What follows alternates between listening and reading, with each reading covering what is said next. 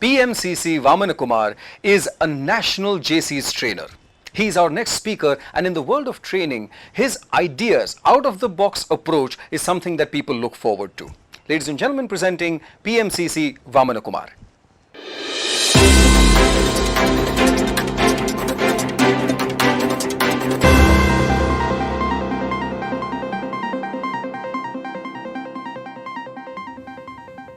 Hi dear Lions, Lionesses, Leos and Cubs. It's indeed a matter of privilege and pleasure to me to interact with you or talk to you today during this virtual ISAME Forum 2020. All of you might have heard about CSR, right? Corporate Social Responsibility. But I'm talking to you about a different CSR, which means Collective Social Responsibility. On 11th September 2001, a flight belonging to Delta Airlines was flying from Frankfurt in Germany to Atlanta in the United States of America. After 5 hours of their flying, suddenly the captain got a message from America or their office that try to land in any airport near and don't come to the United States of America. Suddenly, the pilot decided to take permission to land the flight in a neighboring airport. The nearest airport was 500 miles away from their position, and that airport was Ganter in the Newfoundland in Canada. The pilot requested for the permission to land the aircraft, and immediately the permission was sanctioned. And the passengers were informed. In fact, they told a small lie to the passengers on board. They were informed that there is some small technical complaint and we are landing in an airport to check it. So passengers didn't take it serious. Once the flight, the number of the Delta airline flight was Delta 15 from Frankfurt to Atlanta. So once they landed in the airport of Ganter, a small airport in Ganter in Canada, 53 flights landed there. And the pilot got the information that some flights were hijacked by terrorists in the United States of America. All the airports are closed and they should not fly, and passengers should not be permitted to go out of the flight. So passengers were strictly instructed, and no crew or no ground staff went near to the flight, and the passengers also were simply sitting inside the flight. Though they were becoming restless, they didn't know what happened.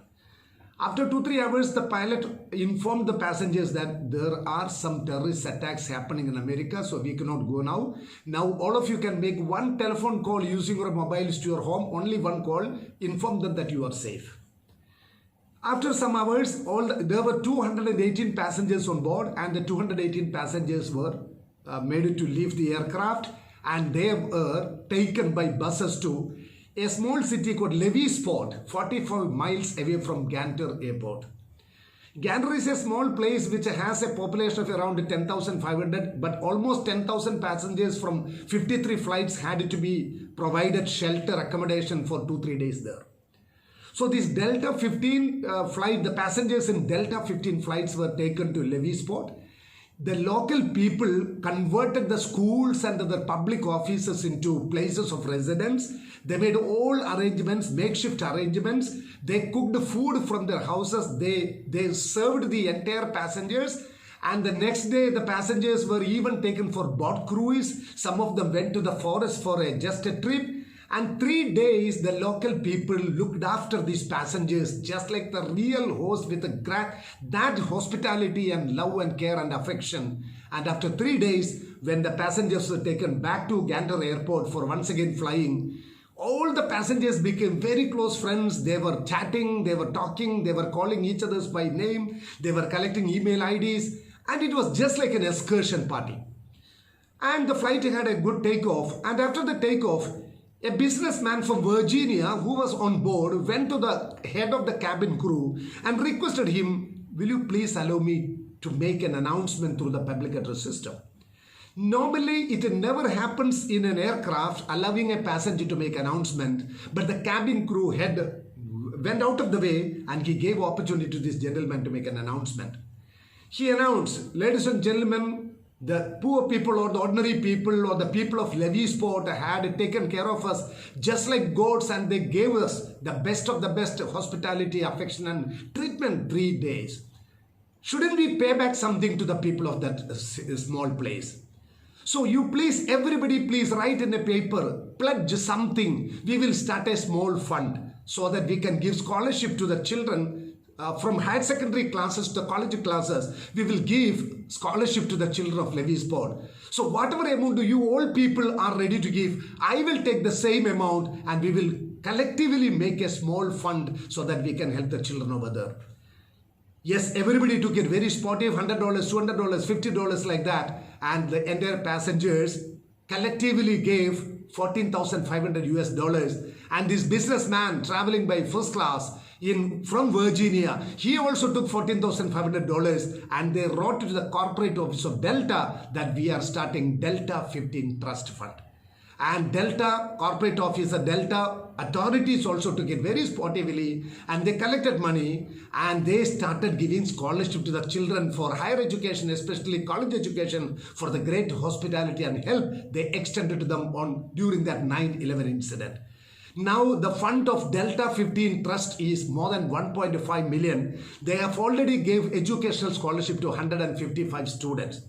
I'm just telling you, an idea came to the mind of a passenger to give back to the society of the people of Levisport, gave birth to a trust fund, and that is doing great and yeoman service to the people. So this is what actually, my dear friends, I just want to tell you, let us all talk about this corporate social responsibility, collective social responsibility, instead of just actually talking about, corporate social responsibility, let us talk about collective social responsibility. From the Delta 15 Trust Fund, I just want you to take to another incident. There is a state in the United States of America called Nebraska. That state is called as the corn husker because that state cultivates the best of the best quality corn available in America. And this Nebraska state government every year honors or recognizes one farmer for the best cultivation of corn. The best corn cultivating farmer used to be honored by the people or the government of Nebraska. During the 1990s, 3 years consecutively, one farmer got the award for the best corn farmer.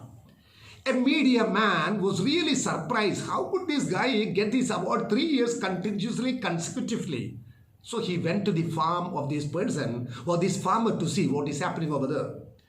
The media man realized that this farmer, after putting a lot of effort and research for 15 long years, developed a high-yielding variety of seed. And to the total surprise of the media person, he realized this farmer distributed that high-yielding variety of seeds to all the farmers of his neighborhood. He asked him, why are you doing this foolishness? You developed such a seed after your continuous hard work for 15 years and now you are distributing the seed to your neighboring farmers. I don't understand. Why do you want to do that? The man smiled and said that, my dear friend, listen to me. When we cultivate corn and when the corn plants are actually just growing up and when they sprout, what happens? The strong wind from all the sides will come and the wind will carry the pollens from the sprouting corns in my farm. And the wind will carry the pollens from my farm and it will deposit these pollens in the neighboring farms. The same way, the pollens from the corns of the neighboring farmers are carried by the wind and the wind will deposit those pollens in my farm. And the pollens of my original corn and the pollens from the neighboring farmer's farm, they will get and they will do what is called cross-pollination. The real corn what I am going to harvest, the real corn quality of the corn what I am going to get depends upon this cross-pollination. Pollination of the pollens from my farm and the neighboring farm.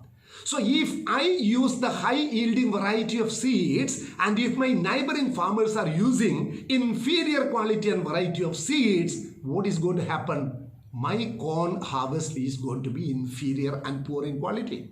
So if I have to get good quality, super quality of corns, my farmers must, my neighboring farmers must also use super quality and high quality of seeds. So only by helping them, I can help myself. Dear friends, this is the essence of what I am talking to you, corporate social responsibility, collective social responsibility. Please believe me, the 5 executive officers of Lions Club International, the 34 international directors of Lions Club International, the 750 governors of Lions Club International, 1500 vice governors of Lions Club International, 48,000 club presidents of Lions Club International can never make our organization the global leader in community and humanitarian service.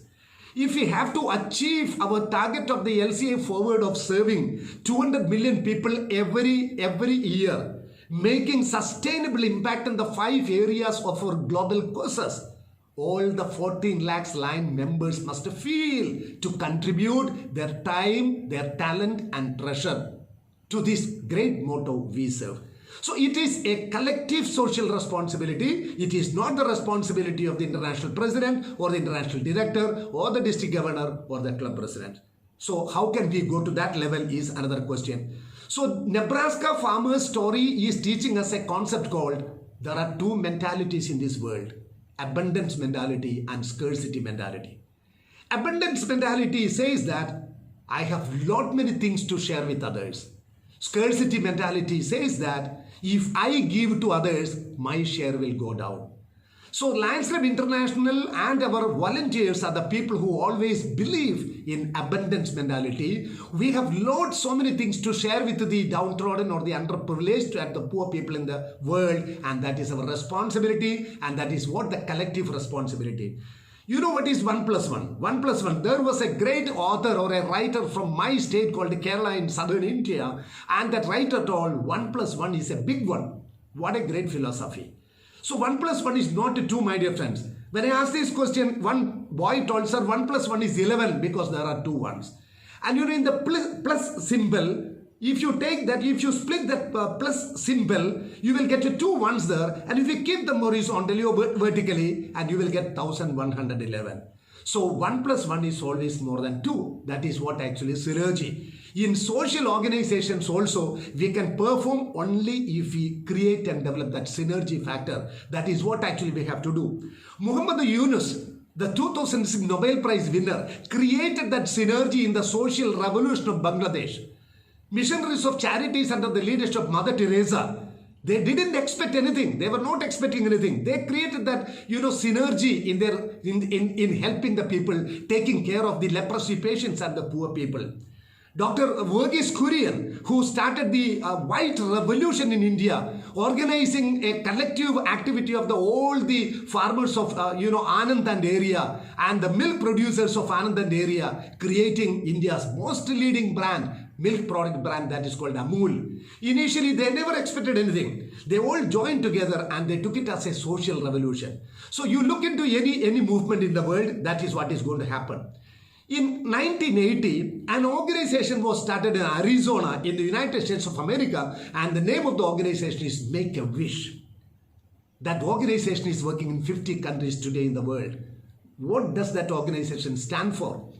Children from 2.5 years of age to 18 years of age. Children who are facing terminal diseases like cancer. This organization will help the children to fulfill their last dream or wish in life. except hunting animals, that is prohibited. All such things. If a boy of 15 or 16 wanted to become a pilot, they will take him in the uniform of a pilot and they will take him to an aircraft and they will see that the boy is, piloting an aircraft. So that is what actually Make a Wish started in a very humble way in 1980. Now that organization, even India, we have an organization like that. So they have their activities in 50 countries. That is what actually the collective social responsibility. Anybody can sponsor to fulfill the dream and wish of a child who is going to say goodbye into this world. So people are ready to contribute for that. And I can tell you, I'm coming from a city called Cochin, that is in Kerala. 6 boys and girls, or 6 youngsters, 14 years back in 2006, they started a small organization called Make a Difference, what is called MAD, Make a Difference, in 2006. I'm so happy to tell you that among the 6 youngsters who formed and started this organization, one, Sujit Verki, is the son of a past district governor from my district, 318C, Dr. T.A. Verki. They started a movement to take care of the children in shelter homes. Believe me, my dear friends, today in 23 cities of India, they are taking care and giving the best life to more than 3,700 children in shelter homes, and they have 4,250 volunteers. In 2010, when President Obama visited India, First Lady Michelle Obama expressed her willingness to spend time with this organization in Mumbai, and only 4 organizations got that opportunity, and Michelle Obama spent a whole day with the children, the shelter homes, under the leadership of Make a Difference. This is what I am telling. This is what is collective social responsibility. Even small children, youngsters had that idea. And for the last 104 years, we are spreading the great message of collective social responsibility in fighting against diabetes or vision problem and such issues. And you might have heard about an incident. Once an anthropologist who was working in Africa, he was doing a lot of research in a village. It was a time for him to go back. And what he did, before going back, he took some chocolates and toffees in a basket, and he kept the chocolates and toffees underneath or beneath a tree. And he told the village children, I will start the whistle. When I blow the whistle, you can start running. Whoever touches the basket of the chocolates first can take them and eat. And he gave the whistle. He saw a surprising thing.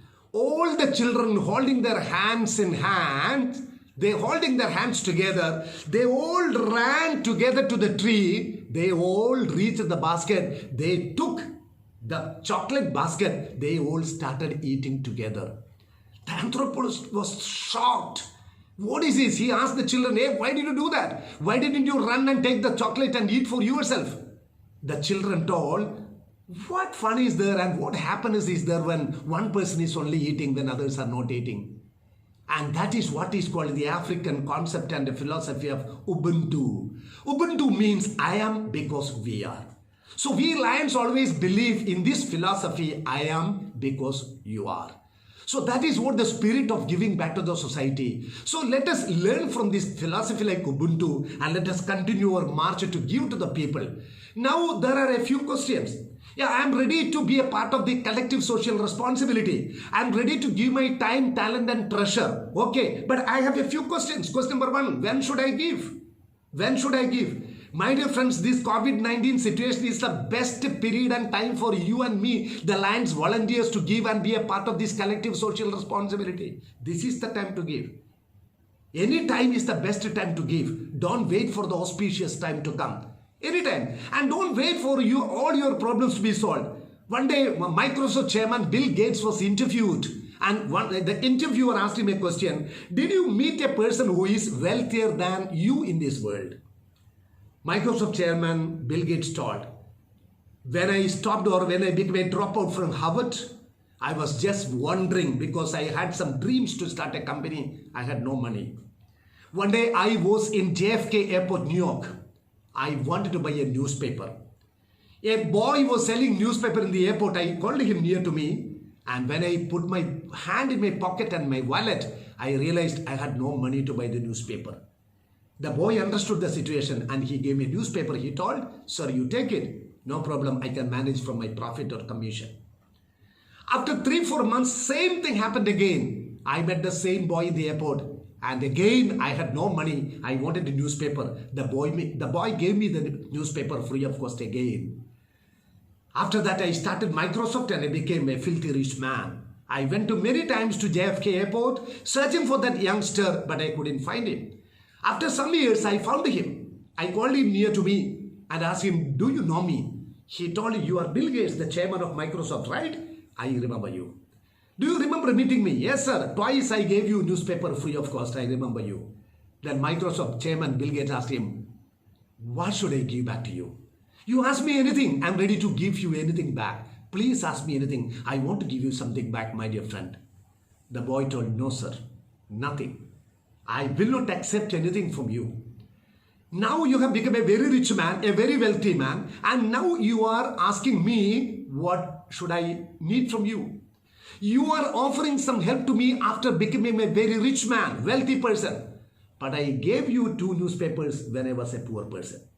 So your willingness and mentality to give me something back when you became rich can never be equal and compensate to my attitude of giving you when I was poor. I was poor that time, I was poor this time also." So Bill Gates told, that newspaper boy is wealthier than me. So don't wait for all your problems, my dear friends. Lions needs you to be a part of this organization, to be a very integral, active member of our collective social responsibility. Don't wait for all your family problems to be settled, all your financial issues to be settled, all your health issues to be settled. So if you ask me the question, "Mr. Vaman, when should I join? When should be a part of this collective social responsibility? What is the time for me to give back to the society?" I tell you, this is the time. Second question you may ask, how much to give? No quantity. Nobody can tell you, you give this much. Anything. Whatever amount you can give, whatever time you can give, whatever care you can give, whatever solace you can give, that is up to you to decide. Nobody tells you give this much. So the quantum to be given, to be a part of the corporate social responsibility or collective social responsibility of Lions Club International is to be decided by you. So how much to give? You find the answer. Anything, any amount that you please to give or that you wish to give. Now what to give? I don't say you all have to give $1,000 towards MJF or another $1,000 towards Progressive Melvin John Fellows. I don't want all of you to become the lead donor to Campaign 100. I don't want you to contribute just like Aruna Oswalji, the PID Aruna Oswalji. I don't want you to be a donor, big donor like the current ID Nandakumar Ji from my state, Manappuram.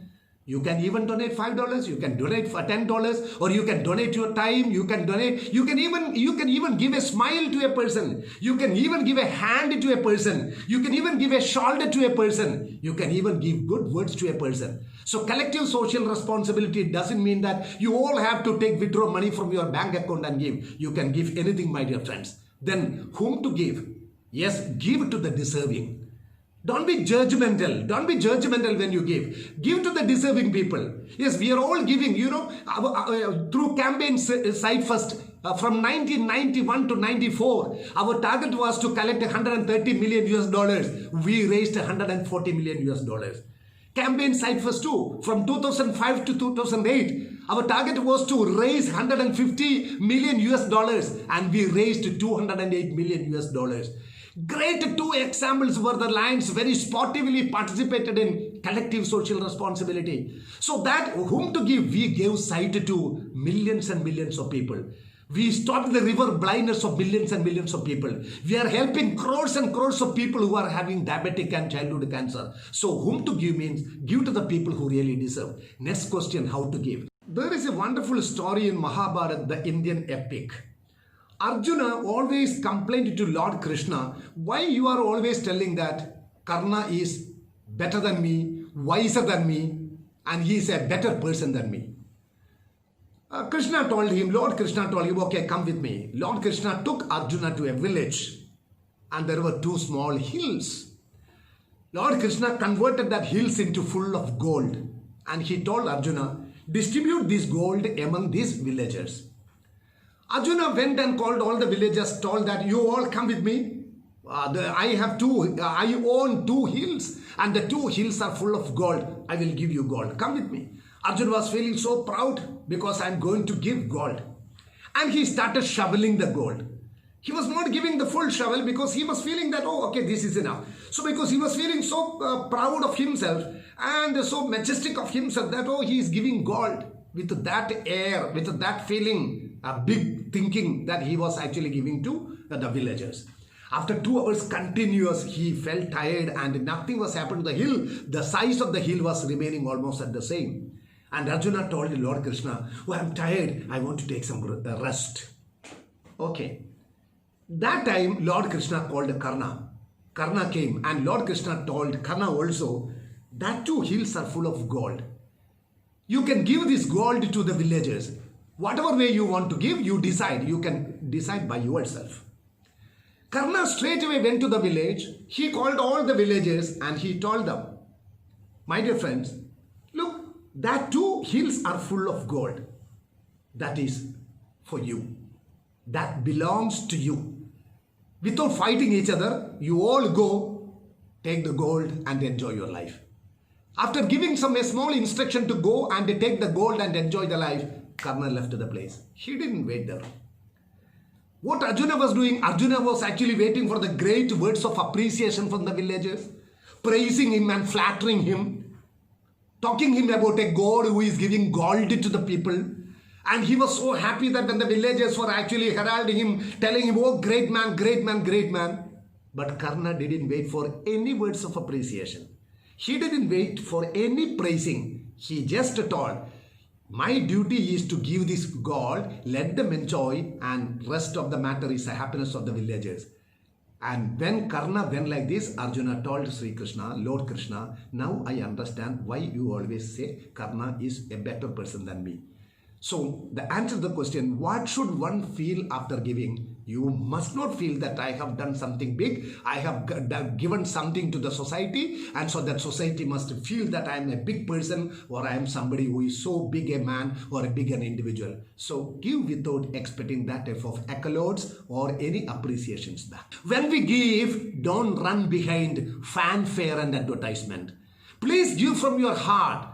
Don't humiliate and insult. When you become a part of the collective social responsibility, please don't make the other person who is receiving our favor and help looking insulted. No, always give it that dignity that it is my duty because I am living in this earth. I came to this earth with empty hands. I am saying goodbye to this earth with empty hands. It's my responsibility and duty to give back. So never ever make a feeling of inferiority in the minds of the other person. That is how we have to give. And what should one feel after giving? We should feel that we have done something godly. We should feel that, yes, we have done something that is actually what a lion member has to do. That is what should be the feeling in our mind when we do something, when we give. And I just want to remind you, my dear friends, don't be a part of this collective social responsibility out of compulsion. No, nobody is compulsing. You be a part of this collective social responsibility of Landscape International out of inclusion, including everybody with us. Don't actually be a part of this collective CSR, collective social responsibility, just as a matter of pretension. Oh, I am also giving. Oh, I am also a part of service. No, don't be a part of this out of pretension. Always be a part of this out of extension. Extending your heart, extending your mind, extending your care, extending your help. And don't be a part of this collective social responsibility out of repentance. Oh God, I made too much. I couldn't give. I couldn't help. No, don't repent. Don't be a part of this CSR out of repentance, but out of benevolence. Yes, I have to do something good for the society at large. And don't actually be a part of this collective social responsibility to acquire medals. You may get, if you are a donor to Campaign 100, of course, you will get a pouch, you will get a pin, you will get a medal, you will get a star pin, everything you will get. Okay, that's all secondary. But don't actually be a part of this collective social responsibility just to acquire, but always think that it is required. And no, don't be a part of this collective social responsibility and give what is left. No, don't give what is left, but please give what is right. Rather than giving what is left, always give what is right. So I want you to be a part of this collective social responsibility, this feeling in your mind. I believe you all have SB accounts. You all have savings bank account, right? I have. And many businessmen, business entrepreneurs and enterprises are having current account. I'm asking you a question. You all have SB account and current account. do you have a giving account?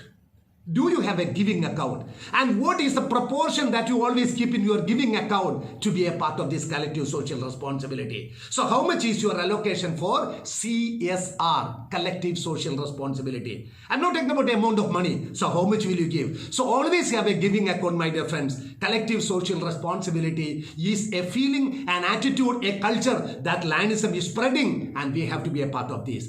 And what is the best opportunity for you? Campaign 100. Campaign 100, raising $300 million within 3 years, now extended for 1 more year. Giving, pledging and donating to Campaign 100. Campaign 100 is our canvas. That is our canvas for our collective social responsibility, and draw beautiful pictures of service in this canvas. And my dear friends, I again and again I remind you or request you that nobody has ever become poor by giving. So we need the active involvement of all the 14 lakhs land volunteers. Again I tell you, it is not the responsibility of the international president alone, or IDs alone, or governors alone, or club presidents. All the 14 lakhs of us must join together and always stand with the unique feeling that yes, I am a part of the collective social responsibility, and I will make Campaign 100 and other drives a great successful event, so that I can always say goodbye to this world with a great feeling that I have done my part. I wish you will all be a part of this collective social responsibility and create that synergy feeling of our service activities all over the world. Thank you very much. Jai Lionism.